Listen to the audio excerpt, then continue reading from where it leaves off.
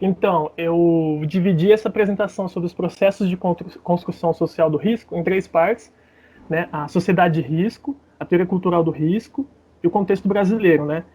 Como eu disse, a base principal para tentar discutir essa apresentação é o livro do José Mendes, que é um sociólogo português, que fez um livro que ele praticamente sintetiza as principais teorias, né, sociológicas, antropológicas, também traz trabalhos da geografia e tudo mais. E meu esforço é de fazer uma síntese da síntese, né?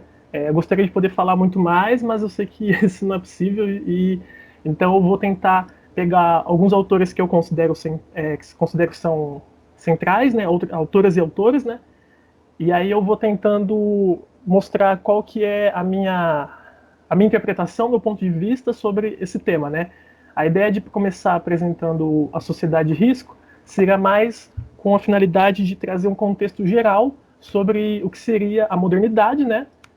E determinadas consequências, né? O Rich Beck, um sociólogo alemão, é um dos principais que eu estou usando como base, e também tem o sociólogo britânico Giddens, que eu não vou trabalhar tantas ideias dele, porque ele trabalha com muitos conceitos que são interessantes, mas eu vou tentar pincelar mais com o Beck essa parte que seria um pouco mais de uma introdução, certo?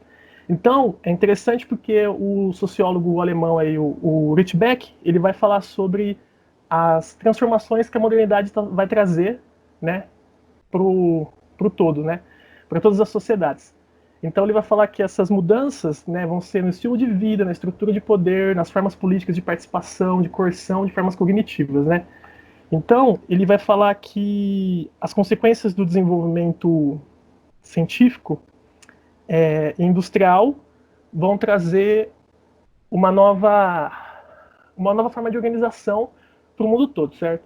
E aí eu coloco aí uma citação do livro dele, que é Sociedade de Risco, né, que é uma das principais obras, que ele fala sobre os riscos civilizatórios, né, que eles não se limitam, como posso dizer, eles se firmam também no campo das fórmulas físico-químicas, né, como das questões das toxinas, dos alimentos, a questão nuclear, os agrotóxicos e tudo mais. Então ele foca na ideia de que a superprodução industrial é um dos principais produtores de risco na sociedade contemporânea, né. Esse autor ele traz uma divisão que é muito criticada também. Eu gosto de uma das críticas que é feita sobre ela, mas eu não vou tentar me estender muito nisso, mas eu vou trazer a dele, né, que ele fala da primeira modernidade, né, que ele vai dizer que é uma modernidade mais caracterizada por um entusiasmo devido à possibilidade de construir um futuro por meio das decisões e ações humanas, né? Que seria então o ideal um ideal muito do iluminismo, da razão, né, dos seres humanos conseguirem por meio da ciência controlar o meio ambiente, controlar as escolhas e o futuro. Tô falando no ritmo bom? Tá de boa? Estou falando muito rápido, se estiver falando muito rápido, me fale, por favor. E, Sim. e aí, então ele vai fazer essa divisão. E aí ele tem outros trabalhos que ele faz com o Giddens, que ele vai falar da segunda modernidade, né? Que ele também chama de modernidade reflexiva, né? Que se configura pela percepção das consequências negativas que podem se agravar. Então, enquanto a primeira modernidade seria mais essa ideia, então, da, dessas relações, da modernização, do avanço da ciência, caracterizado por um certo otimismo, né, em relação ao que está sendo desenvolvido pelos seres humanos, ele vai mudar e vai ver que tem que ter uma reflexão crítica sobre o que essa modernidade está trazendo, esses problemas como aquecimento global, a degradação ambiental e tudo mais. Então, ele vai dizer que o ponto principal também é dizer que no primeiro estágio do desenvolvimento tecnológico, ele produziu riscos de forma legítima, certo? Esses riscos eram legitimados, né? Reconhecidos pelo o Estado, pela sociedade, como trazendo coisas positivas. E só que o avanço do desenvolvimento industrial vai produzir consequências que não são passíveis de prevenção e controle. Ou seja, aquele ideal de que seria possível controlar tudo, a nossa vida, racionalmente, né, não vai se concretizar da maneira como era prevista, certo?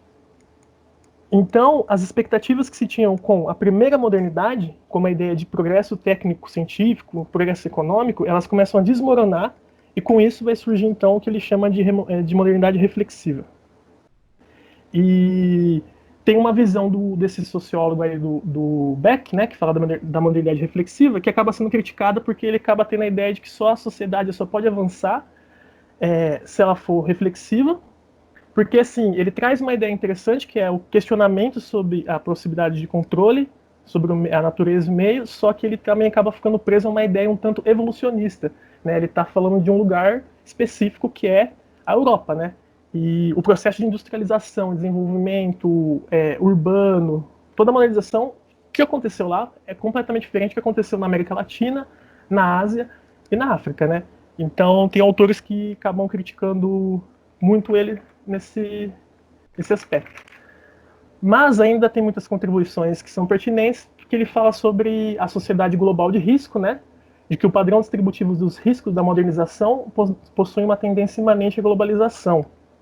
Então, significa entender que os riscos hoje acontecem em todo o planeta, em todos os lugares, e são efeitos também dessa industrialização e principalmente também da dinâmica que nós temos hoje do capitalismo globalizado, né? O capitalismo nem sempre teve essa estrutura, essa dinâmica, e então eu coloco uma citação dele e outras do Giddens que eu achei interessante, porque inclusive a ideia do Giddens que casa, eles não concordam em todos os pontos, mas eu trouxe o ponto que eu acho que é uma convergência pertinente, porque eles vão dizer que na modernidade, né, os locais eles influenciam uns aos outros sem estar em contato físico, né? Como o Giddens usa aí o termo o lugar se torna fantasmagórico, né? Os locais são penetrados e arquitetados em termos de influências sociais, políticas, culturais e econômicas bem distantes, né?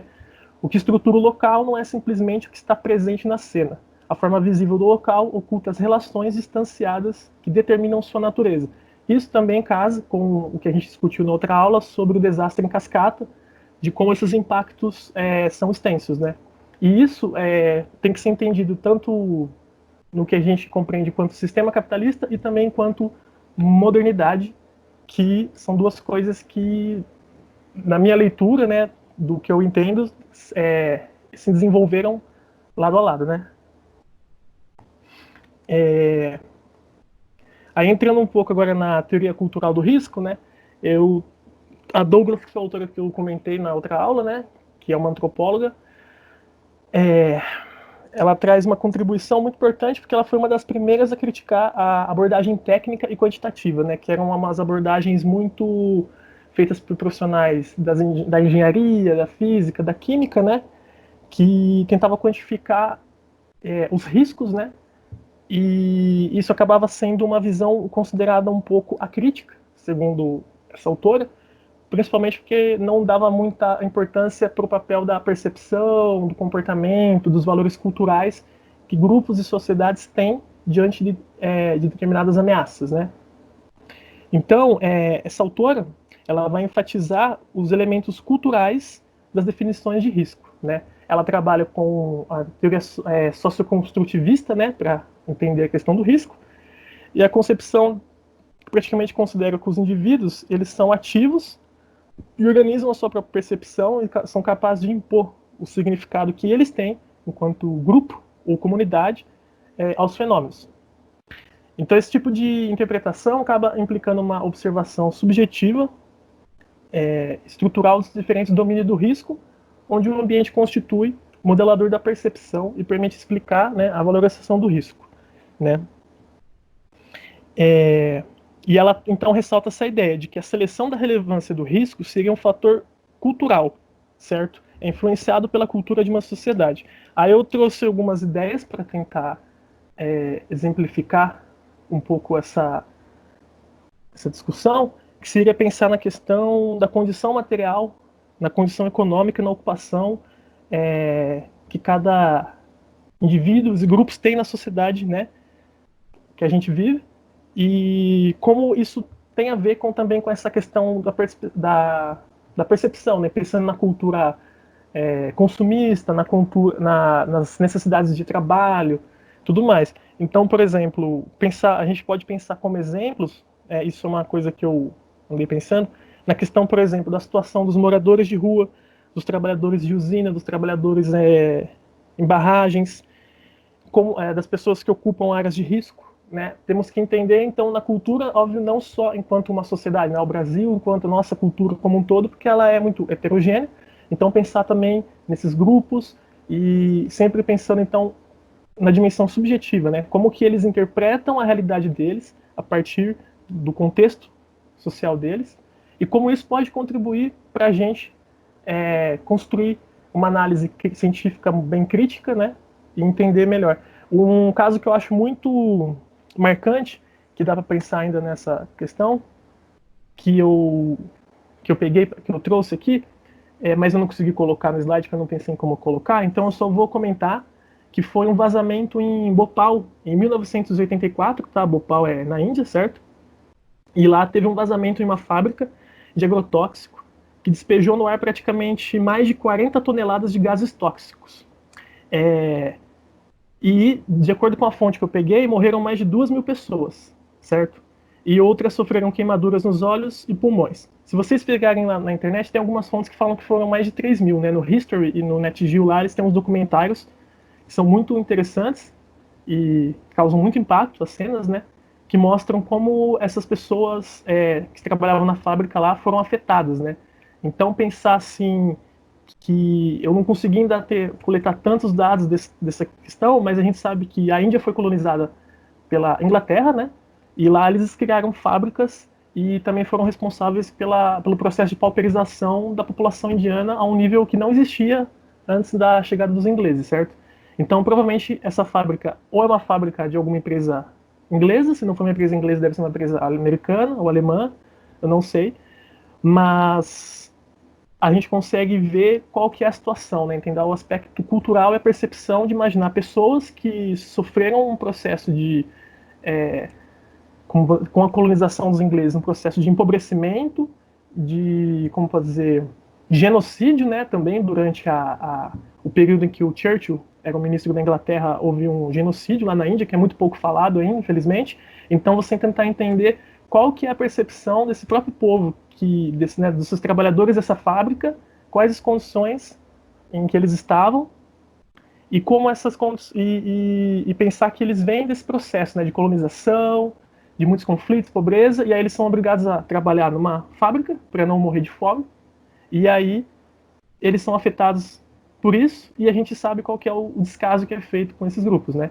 Então esse exemplo para mim é um dos, existem milhares, tem também de Chernobyl, que é muito interessante, mas pensar nessa questão, essa dimensão desse risco, né? Porque essa antropóloga, ela fala também, a Mary, sobre essa questão de como os grupos acabam ficando presos na ideia do que seria, o que é o risco ou não, né? Tipo, existe um risco aceitável, a ideia de risco aceitável em determinada situação, né? Então ela vai falar que é necessário aprender por qual razão os indivíduos tendem a ignorar alguns perigos potenciais e se concentram em outros perigos que às vezes não são tão relevantes, né? Então ela contribui para entender esse fato, demonstrando que as escolhas dos riscos se orientam a partir das instituições, dos valores e dos estilos de vida. Então, isso acho que o exemplo que eu trouxe é para tentar casar com essa ideia. Deixa eu ver aqui. Aí eu trouxe também essas outras citações aí para dizer assim, né, o grau de percepção do risco varia de acordo com o tipo de comunidade e as experiências pessoais, sendo influenciado pelo nível de conhecimento e de acesso à informação, né? Então, outra problemática que a teoria sociocultural do risco vai trazer é entender sempre essa questão dessas escolhas, né? E a gente tem que entender também que a percepção dos cidadãos comuns, né, quanto ao risco, elas não são irracionais. E são produtos de processos sociais que são complexos e que definem o que é aceitável e o que está de acordo com as maneiras de pensar, agir e, portanto, com suas identidades. Porque na abordagem técnica, né, que eu comentei que a Mary Douglas critica bastante, muitos tendem a ver isso, não só gestores, mas até alguns cientistas, entender que pessoas que ocupam áreas de risco, por exemplo, favelas, etc., são pessoas muitas vezes ignorantes, o que estão fazendo lá, né? Estão lá por quê? Isso pode ser que esteja diminuindo, porque tem muita pesquisa, muita militância, muitas políticas públicas trabalhando para mudar isso, Mas a própria Norma Valencio, né, que é responsável por trazer a sociologia dos desastres para o Brasil, fala que isso ainda é uma percepção muito comum entre os próprios funcionários, às vezes, da Defesa Civil e etc. Né? Então eu trouxe essa ideia aí, essa chave leigos e peritos, né? Porque o próprio Giddens, o Beck, muitos trabalham com essa ideia, porque eles vão achar que os leigos, então, não deveriam participar, a população, né, não deveria participar porque eles não têm o conhecimento adequado. Mas a gente sabe que tem políticas sendo construídas na contramão disso. Aí eu trouxe duas imagens aqui, em Vitória, as duas imagens, né? A Defesa Civil lá estava dando treinamento, preparação para os servidores públicos, né? Na foto à direita, e na esquerda são pessoas da